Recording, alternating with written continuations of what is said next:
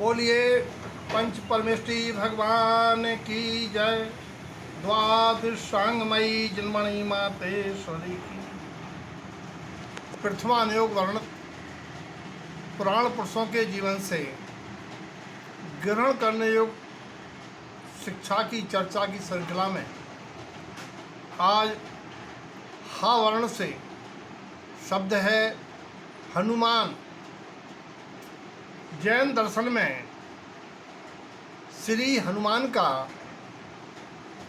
चरित्र अन्य जगह से कुछ हटके है।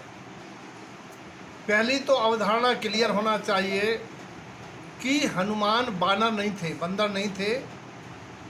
ये विद्याधर थे, मनुष्य थे, बहुत विद्याओं के ज्ञाता, बहुत बलवान और कामदेव थे, अद्वितीय सुंदर थे। इसीलिए पहली अवधारणा क्लियर होना चाहिए। ये पवनजय अंजना के पुत्र हुए।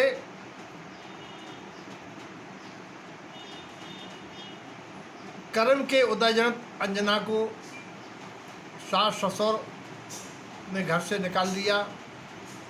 जिस समय ये कामदेव गर्भ में थे और माता पिता ने स्वीकार नहीं किया, ये निर्जन वन में एक दासी के साथ इनकी माँ ने प्रसूत किया, जहाँ कोई सेवा करने वाला नहीं था। कहने का तात्पर्य यह है कि इतने उच्च कोटि के कामदेव त्रिशला का महापुरुष, तद्भाव मोक्षगामी चरम शरीरी, उसी भाव से मोक्ष गए श्री हनुमान जी। आज सिद्ध पर्याय में है।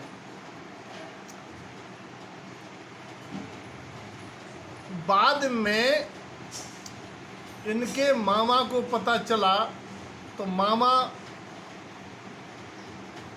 प्रतिसूरी इनको ले गए, ले जा रहे थे तो विमान से उछल गए, एक चट्टान पर गिरे, चट्टान चकनाचूर हो गई। इतना बल था, मामा ने इनका नाम श्री शैल रखा और हनुरह द्वीप में इनका लालन पालन होने से इनका नाम हनुमान पड़ा। ये कई युद्धों में कई लोगों के मदद में रहे।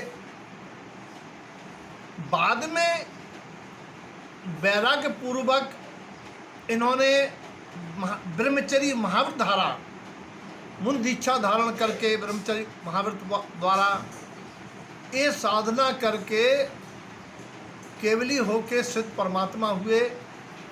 आज जो अन्य बाल ब्रह्मचारी की कल्पना करते हैं, उनके हिसाब से जो कुछ भी हो, जैन दर्शन में ये ब्रह्मचर्य व्रत को बाद में अंगीकार किया, पहले गृहस्थ अवस्था में रहे।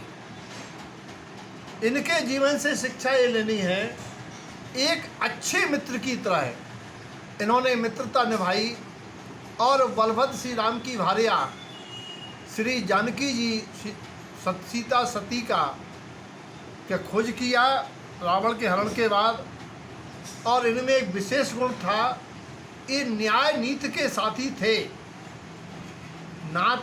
यद्यपि ये रावण के सगे रिश्तेदार थे, भाने दामाद हुआ करते थे, ऐसा पद्म पुराण में उल्लेख है।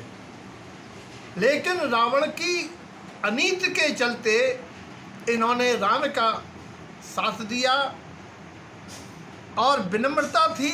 मुख्य बात इनमें ये थी कि ये किसी भी कार्य को का श्रेय नहीं लेते थे। सीखने की बात यह है कि जो धर्मकारी, नीतिकारी, मददकारी, परोपकार में श्रेय ना ले, वह निःश्रेयस अर्थात मुक्ति का मार्ग बनाता है। तो इन्हें अपने स्वामी की सेवा का अभिमान नहीं था और ना कोई श्रेय लेते थे। इनसे सीखने की बात यह है कि हमेशा अपने हृदय में अपने स्वामी का स्मरण करते थे। अध्यात्म के मामले में अपना आत्म राम का स्मरण करते थे।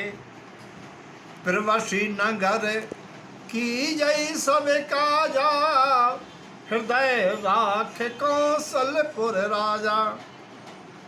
तो ये उनका विशेषता थी। दूसरी एक विशेषता और थी, ये सामने वाले शत्रुवादी को, पहरेदारों को क्रोध आवेश करा के, गुस्सा करा के, उनका बल बढ़ा के, बल क्षीण करके, जब वे बहुत क्रोधित होते थे तो बड़ी युक्ति से ये विनम्र होके अपना काम बना लेते। सत्यो जब यहाँ 16 योजन लंका जाते समय सुरसा नाम की प्रहरी ने 16 योजन का मुख बनाया, इन्होंने 32 बना दिया। उस 7 योजन तही आनन कीना, अति लघु रूप पवन सुत कीना। बतन पैठ पुन बाहर आवा, मांगी विदाता है सरनावा। तब उन्होंने कहा सुरसा ने कि आप बुद्धिमान हैं, लंका में जाने के योग्य हैं। तात्पर्य ये है, जहाँ जैसी दशा हो उस प्रकार से काम निकालने की कला उनके पास थी, वीर होने के बावजूद। हनुमान के जीवन में स्वामी भक्ति कूट कूट के भरी थी और हमेशा ये अच्छा वातावरण बनाने में के पक्षधर थे। जिस समय श्री राम के पुत्रों का राम से युद्ध चल रहा था, तब भी इन्होंने सुलह कराया, मतलब पर्चा कराया, इंट्रोड्यूस कराया। कहने का तात्पर्य यह है कि मोक्ष मार्गी जीव अनावश्यक झगड़े झंझट के पक्षधर नहीं होता और उसके अंतर में अपने आत्मकल्याण का भाव रहता है। ऐसे हनुमान से अनेक चीज़ें सीखने योग्य है। आध्यात्मिक चर्चा बाद में। जय